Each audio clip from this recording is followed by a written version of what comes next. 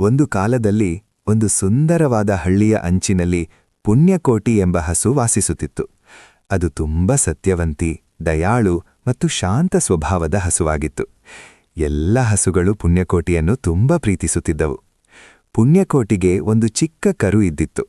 ಪ್ರತಿದಿನ ಬೆಳಿಗ್ಗೆ ಪುಣ್ಯಕೋಟಿ ಕಾಡಿಗೆ ಹೋಗಿ ಮೇಯುತ್ತಿತ್ತು ಮತ್ತು ಸಂಜೆ ಕರು ಬಳಿಗೆ ಮರಳಿ ಬಂದು ಹಾಲು ಕೊಡುತ್ತಿತ್ತು.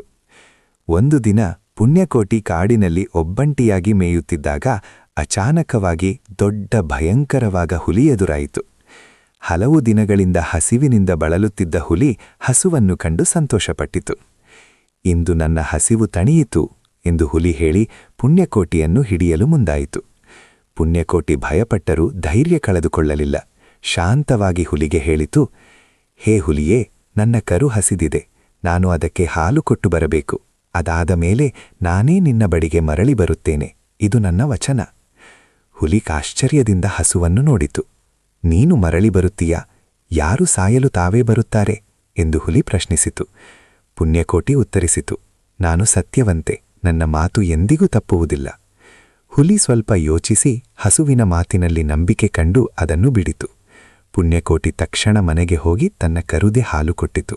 ನಂತರ ಮನೆಯವರನ್ನು ನೋಡಿ, ನಾನು ನನ್ನ ವಚನವನ್ನು ಕಾಯ್ದುಕೊಳ್ಳಬೇಕು ಎಂದು ಹೇಳಿ ಕಾಡಿನ ಕಡೆಗೆ ಹೊರಟಿತು. ಮನೆಯವರು ಅಳುತ್ತಾ ತಡೆಯಲು ಪ್ರಯತ್ನಿಸಿದರು, ಆದರೆ ಪುಣ್ಯಕೋಟಿ ನಿಂತುಕೊಳ್ಳಲಿಲ್ಲ. ಸಂಜೆಯಾಗುವ ಹೊತ್ತಿಗೆ ಪುಣ್ಯಕೋಟಿ ಮತ್ತೆ ಹುಲಿಯ ಮುಂದೆ ನಿಂತಿತು. ಇದನ್ನು ಕಂಡ ಹುಲಿ ಬೆರಗಾಯಿತು. ನೀನು ನಿಜವಾಗಿಯೂ ಮರಳಿ ಬಂದೆಯಲ್ಲ ಎಂದು ಅಚ್ಚರಿಯಿಂದ ಹೇಳಿತು. ಪುಣ್ಯಕೋಟಿಯ ಸತ್ಯ ಮತ್ತು ಧೈರ್ಯದಿಂದ ಹುಲಿಯ ಮನಸ್ಸು ಕರಗಿತು.